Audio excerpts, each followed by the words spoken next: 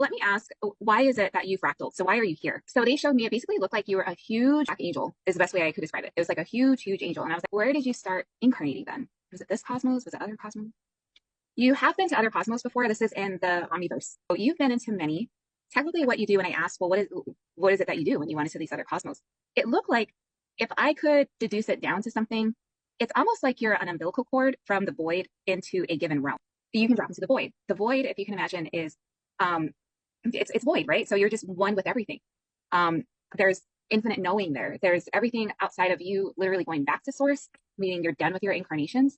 This is what the void does. So if somebody wants to, say, take a break from incarnating, but they want to live vicariously through other experiences, they can drop into the void. They don't have to do anything. They can just exist and take a break. What you act as, which I've never seen this before, so you're the first one that I've seen that does this, which is you are like the connection between the void and any place that you go into, which is why the yin and yang is so important to use as a symbol, because you have to have both. So you've been into other cosmos, but why did you come into this one? So why did you start incarnating in this one that we're in right now? So they're saying that you incarnated into our local cosmos because we had the polarity of extremes here. So again, if you go in, you're the connection between the ethers, between the void. So another unique thing about your journey is that you went into all of the 11 layered realms. And this is it's not common to go into all the 11 layers. What most people do, if they incarnate at all in these layered realms, is they maybe go to like 3 or 4 at the most. But you went into all 11. To give you an idea of kind of what they are, the top 4 layered realms are like 1, 2, like 1 and 2 especially. That's more of like enlightenment. That's Christ consciousness, is these top 2. I used to think that people rarely incarnated if they were in those top 2. Because I was like, wow, you're a highly enlightened being, you know? But if we think about it, Jesus wasn't the only one who reached that, you know? So I was like, well, people can incarnate if they want. It's just about whatever it is that your soul wants to do. So when I asked, well, why did you go into all of them? It's almost like you have to plug in, if you can imagine, literally plugging in to the void in each one, because you went into all the 11 layered realms. One thing that's unique about people that go into all 11, I can't even remember the last person I had that went into all 11. Like it's not common at all. Not necessarily seeing you incarnating, but like if you're like the technician to like hook up, you know, the plumbing pipe, that's literally what you do. They're saying that you did actually go into all the universes, because again, all the universes, not common for people to go into all 12. It's all tied to whatever your fractal is. They're calling you an orphan. Typically is higher than an archangel because you do work on a cosmic level. An archangel does their work on a universal level within the multiverse. For you to be an orphan would mean that you are familiar with all of them. You know, like you're there when I asked, why is it that you went into all 12? You got to do the same thing in all 12 as you did in the layered realms, which is connect to void. Why did you decide to incarnate here? You know, like why are you here? And they said that you're incarnate here during this flux time to help plug in the 2 timelines. There's an aspect of compassion that cannot be taught unless you've experienced it. For you to do this work, you have to come to a point of being unbiased, of looking at light and dark. You get to a point of neutrality once you've been through a lot. You experience the extremes in this life. There's an aspect of compassion that cannot be taught unless you've experienced it. So for you, especially, for you to actually plug in, so to speak, the inorganic timeline means that you are looking at it almost as though they are your children. I would rephrase it and say that you're helping both timelines. I met a woman that put poison in my drink, and I'm just curious if you're capable of asking them what she put in my drink. So saying it was a high level dosage of arsenic. And I'm like, doesn't that kill you though? Yeah. So she tried to kill me. Archangel Michael came in and I felt my crown chakra. Well, I'm assuming it was Michael, but my crown chakra was just buzzing like crazy when she gave it to me. So I know I was saved by the angels again. Ask, why does she do that to you? I'm hearing that you've always been a threat to the controllers on the inorganic timeline. You've been suicidal before? Yeah, I attempted to commit suicide in 2014, and that's when Archangel Michael appeared, and I started having all these crazy visitations. Who came in to help you? So this is pretty interesting because when I asked who, because you asked, was it Jesus or was it Michael? On a much higher level, all of these ascended master types are all the same. They're all one being. So was it Jesus or was it Michael that came in? They're like, well, they're one, but how they present to the person is based on their belief system at the time. I asked, all right, well then who did you see? And they're saying technically you would have perceived a bright being of light as being Michael in that moment in time. And when I asked, well, why was she trying to kill you? Or what was she doing?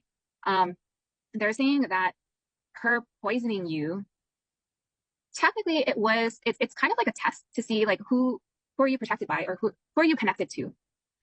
Because if you were not this connected to these higher level beings, to this oneness, Yes, you would have died, to be honest, in that moment. I came to a fork in the road, and the place I was looking for was a waterfall that was to the right. And two people walked by me right away, and I said, "You guys know where the falls are?" And they're like, "Yeah, you go this way." They pointed me in the wrong direction, and I went down there, and that's when I met this woman. Were those like real people? So those two people, I'm getting are not necessarily real in a 3D sense. They feel like they were spirits. They feel like they were dead people. Like they died. Was it a young woman and young male? Were they Yeah, also yeah. yeah. Could you tell by what they were wearing? Did they look like they if you were to really think about how they were dressed, Out do of you date. feel like they died in the 70s?